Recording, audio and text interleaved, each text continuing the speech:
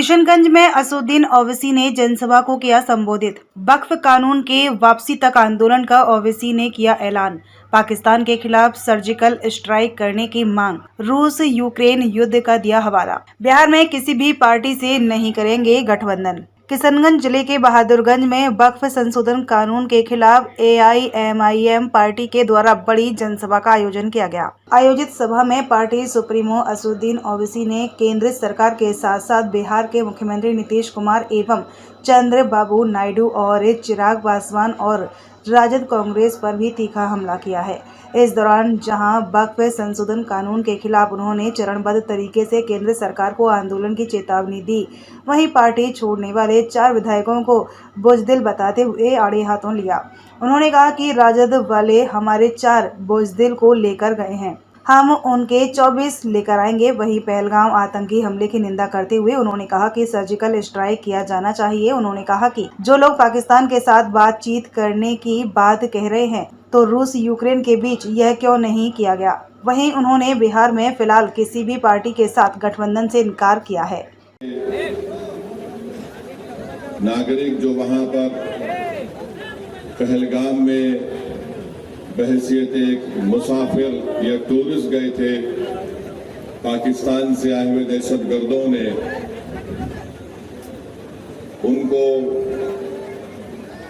महिलाओं को, खवातीन और बच्चों को अलग किया, मर्द लोगों को अलग करके उनका नाम पूछकर, उनका मजहब पूछकर, और जब उन्होंने अपना नाम और मजहब हिंदू बताया तो पाकिस्तान से आए हुए दहशतगर्दों ने उनको गोली मारकर उनका कत्ल कर दिया। तो मेरी आपसे गुजारिश है कि ये ऐसा दर्दनाक वाकया है कि हम जितनी भी इसकी मजम्मत करें वो नाकाफी होगा। हम कम से कम बहादुरगंज में आज उन तमाम मरने वालों के लिए इज़हार ताज़ियत के तौर पर हम 1 मिनट की खामोशी मनाएंगे और उसके बाद मैं अपने मौजू पर आऊंगा।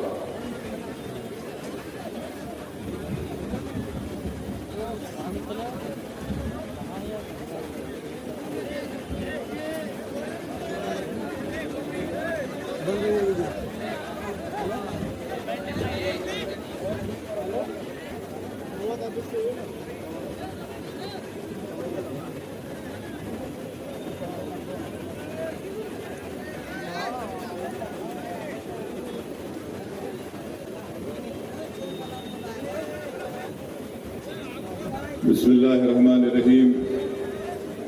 अज़ीज़ान मिल्लत, जो पहलगाम में जो हुआ है, मुसलमानों के वक्फ बोर्ड को चलाएगा, ये हमारे भारत के संविधान की दफा 26 के खिलाफ है। मेरे अजीज दोस्तों और बुजुर्गों, बात यहाँ तक खत्म नहीं हुई। अब खान ये भी कहता है कि वही मुसलमान अपनी, क्या नीतीश कुमार सर्टिफिकेट लिखकर देंगे हमको? क्या चिराग पासवान सर्टिफिकेट लिखकर देंगे कि 5 साल से मुसलमान हैं? क्या भारत के प्रधानमंत्री लिखकर देंगे सर्टिफिकेट ये 5 साल से मुसलमान है? मेरे अजीज दोस्तों और बुजुर्गों, आकर फैसला करेगा। और अगर कोई एक महिला होगी, कोई हमारी बेटी होगी, बहन होगी, तो कौन जाकर उसको पूछेगा? ये इस तरह का कानून बनाया गया है कि 5 साल तक आप अपनी जायदाद को नहीं दे सकेंगे जब तक कि आप ये नहीं बताएंगे कि आप इस इस्लाम पर अमल कर रहे हैं। क्या मेरी दाढ़ी नरेंद्र मोदी से बड़ी है तो क्या मैं मुसलमान हो गया? क्या अगर कोई हमारी बहन हिजाब पहनी या नहीं पहनी तो मुसलमान होगी या नहीं होगी? ये गलत कानून बनाया गया। तीसरा ये कानून बनाया गया, उस कानून में ये बनाया गया कि अगर झगड़ा गवर्नमेंट की जायदाद में और वक्फ की जायदाद में होगा तो बिहार सरकार अपने ओहदेदार को नामजद करेगी। ठीक। और वो ओहदेदार ये फैसला करेगा कि जायदाद सरकार की है या वक्फ की है। अब आप बताइए, अगर सरकार का अफसर होगा वो कभी भी वक्फ बोर्ड के हक में फैसला नहीं करेगा। वो तो नीतीश कुमार और चिराग। किधर है तुम्हारा पोर्टल जो तुमने शुरू कर दिया? 6 महीने में करना पड़ेगा। मेरे अजीज दोस्तों और बुजुर्गों, इस कानून में यह कहा गया कि अगर कोई मुसलमान अपनी जायदाद को वक्फ अल औलाद करना चाहता है, यानी मालिक अल्लाह रहेगा मगर उस जायदाद का फायदा वो कहेगा कि मेरी औलाद को मिलेगा, तो मोदी ने कानून बनाया अगर उस वक्फ करने वाले की जायदाद में वो वक्फ करने से पहले अगर उसकी बेटी होगी तो वो बेटी का हक मार कर नहीं दे सकता है। आप बताइए, हिंदू धर्म में यह कानून है कि जो कोई भी हिंदू अपने विल के जरिए वो अपनी एक पूरी जायदाद को अपनी एक औलाद को दे सकता है, चाहे बेटी हो या बेटा हो, या उनको छोड़कर वो गांव में अपने किसी को दे सकता है। जब वहां पर आप वो सहूलत है तो फिर मुसलमानों को ये आप क्यों कर रहे हैं? मैं अल्लाह के नाम पे वक्फ कर रहा हूं, अपनी औलाद के नाम पे नहीं कर रहा हूं। मैं अल्लाह को मालिक बनाकर कह रहा हूं कि जायदाद का फायदा मेरी औलाद को मिलेगा। तो यानी अगर जिस मुसलमान की बेटी होगी वो अल्लाह के नाम पर वक्फ नहीं कर सकेगा, यह कानून बना हुआ। आपने 5 MLA को कामयाब किया। आज फिर आपके सामने मजलिस इत्तेहादुल मुस्लिमीन आपके दरमियान में आकर कह रही है कि जब बिहार प्रदेश का चुनाव होगा आपको सीमांचल के इंसाफ के लिए पतंग छाप का साथ देना है, असदुद्दीन ओवैसी का साथ नहीं है। आपको सीमांचल के इंसाफ की लड़ाई मजलिस लड़ रही है। पतंग छाप ने जब से सीमांचल का नाम लिया तो जो कल तक राजद वाले सीमांचल का नाम लेने से पीछे हटते थे, जो कल तक नीतीश कुमार की जबान पर सीमांचल का नाम नहीं आता था, मोदी इसको क्या कहते थे आप जानते इस इलाके को। आज पतंग छाप को आपने वोट दिया तो मोदी, नीतीश और राजद के नेताओं की जबान पर सीमांचल आ गया। ये मजलिस की कामयाबी है जो आपने मजलिस पे अपने वोट दिया था।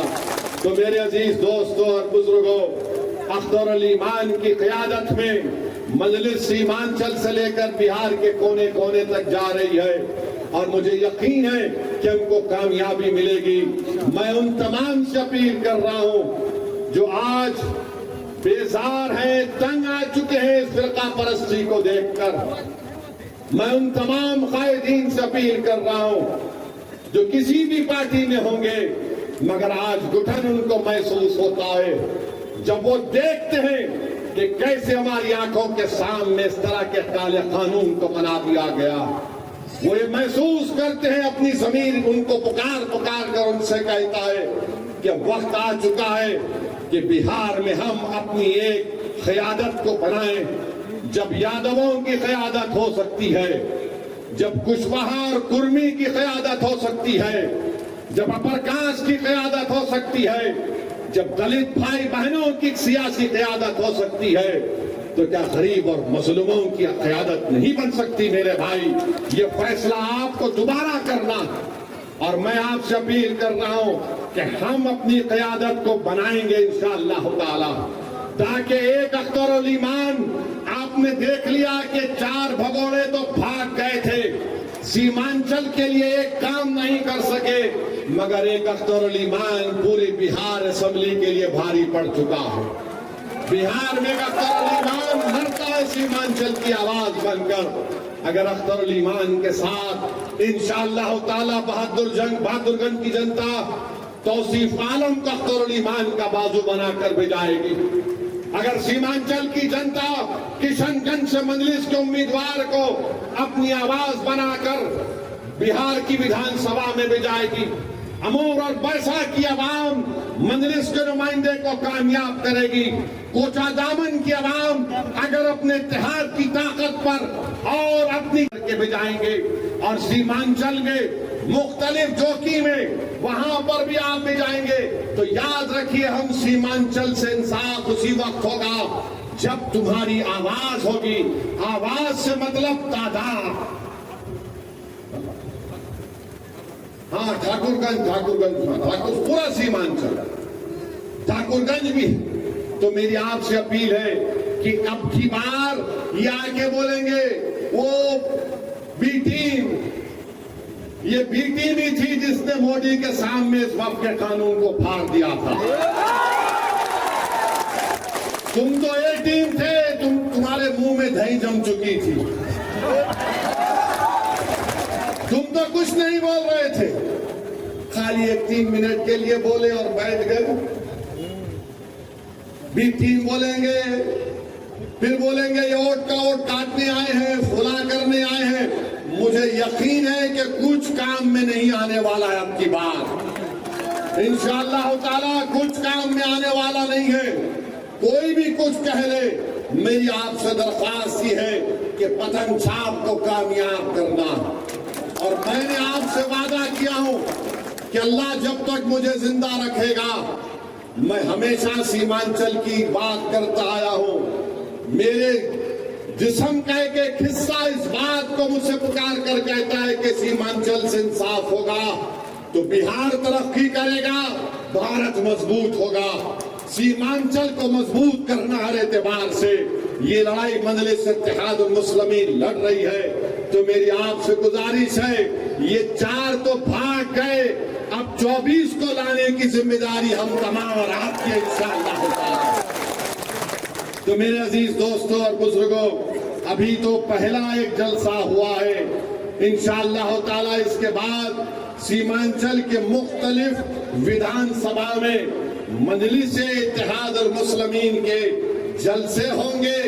मगर आज बहादुरगंज की इस मुबारक सरजमीन से हमने बिहार के चुनाव का एक बिगल बजा चुके हैं और इंशाअल्लाह ताला मुझे यकीन है कि आपके इत्तेहाद, आपकी कौमी तड़प और आपकी जज्बात के ऊपर दोबारा मजलिस इत्तेहादुल मुस्लिमीन को एक बड़ी तादाद में यहां से हमारे विधायक कामयाब होंगे और आपको पहले से ज्यादा आगे बढ़कर मजलिस को मजबूत करना है। और आप याद रखिए कि बहुत सी पार्टियां आएंगे, बहुत सी पार्टी के लोग आकर आपको दौलत देंगे, जरूर लीजिए, छोड़िए मत, जरूर लीजिए, जितना देंगे लीजिए, मगर वोट पतंग छाप को पड़ेगा इंशाअल्लाह, वोट पड़ेगा पतंग छाप को। तो तुम दौलत अगर समझ रहे हो दौलत पाओगे, नहीं काम में आएगा आपकी बात। ये बाशऊर जनता है, ये जनता देख चुकी है कि नमाज होती है, फातिहा होती है, तो मोदी कह रहे हैं कि वक्फ मालिक नहीं होगा, आसारे खदीमा होगा, यानी फिर वक्फ हमसे छीन लिया गया।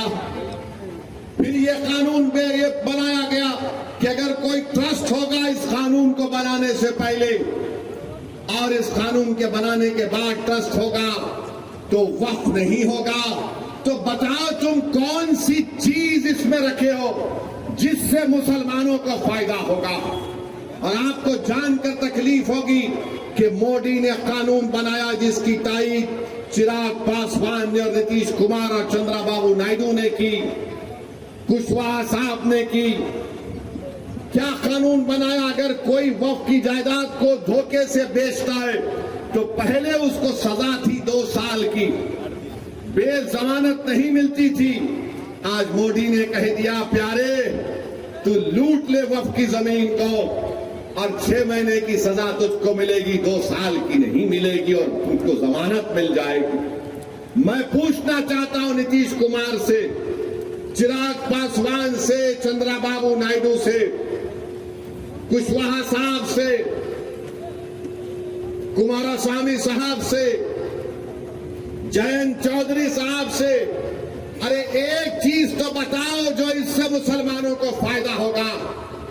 आपने कानून बनाया सिर्फ मुसलमानों की जायदादों को लूटने के लिए, हमारी मस्जिदों को छीनने के लिए, हमारी दरगाहों को छीनने के लिए। तो मेरे अजीज दोस्तों और बुजुर्गों, मोदी ने कानून ऐसा बनाया है कि हमारे ईमान पर हमला हो रहा होगा। मोदी बोलते हैं कि गरीबी मुसलमानों में खत्म हो जाएगी, क्या आपने 11 साल में गरीबी का खात्मा किया? क्या आपने 11 साल में भारत में गरीबी का कोई खात्मा किया? कुछ नहीं किया। अरे ये हमारी जायदाद है। और ये टीवी पर बैठकर लोग बोलते आपको कितना फायदा हुआ। अरे हमारे को फायदा इतना हुआ कि अगर हम यहाँ से निकलकर इस जलसे के बाद अपनी जोहर की नमाज अदा करने जाएंगे, जब हम उस जमीन पर सजदा करेंगे तो अल्लाह हमारे गुनाहों को माफ करता है। जब हम नमाज पढ़ते हैं तो अल्लाह हमारे गुनाहों को माफ करता है। जब हम हय्या अलल सलाह हय्या अलल फलाह की सदाएं देते हैं तो अल्लाह हम पर रहमत की नजरों से देखता है। तो ये आप हमसे मत पूछो कि हमारा क्या फायदा है। हमारा फायदा मस्जिदों को आबाद करने से है। आपको लगता है कि पैसे तुमको कितने मिले? अरे अल्लाह के घर को जब हम आबाद करते हैं तो हम पैसों के लिए नहीं, दीन और दुनिया की कामयाबी के लिए अल्लाह के घर को आबाद करते हैं। अगर हम किसी के खानखा को जाते हैं तो पैसा तंग नजरी के मुजाहरे कर रही है। हुकूमत संविधान के खिलाफ, जिसको बाबा साहेब अम्बेडकर ने बनाया, इस तरह का गलत कानून बनाकर हुकूमत ये बताना चाह रही है कि हम वक्फ की जायदादों को हासिल कर लेंगे। हम में जितनी जान है इंशाअल्लाह ताला हम तमाम मिलकर पुरअमन तरीके से, जमहूरी तरीके से हम इस काले कानून की मुखालिफत करेंगे। मेरी आपसे गुजारिश है कि आप परसल्ला बोर्ड के एहतजाजी प्रोग्राम पर अमल करें और आप तमाम से अपील कर रहे हैं कि हम एहतजाज करेंगे।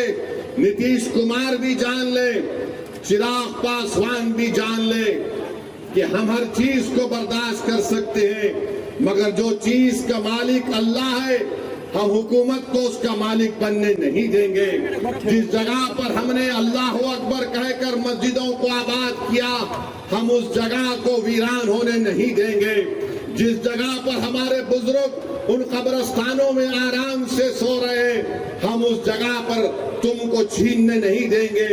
याद रखो, ये एक ऐसा मसला है कि हम खामोश नहीं बैठेंगे, हम एहतजाज करेंगे और उस वक्त तक एहतजाज होगा इंशाअल्लाह जब तक कि हुकूमत इस काले कानून को वापस नहीं ले लेती है।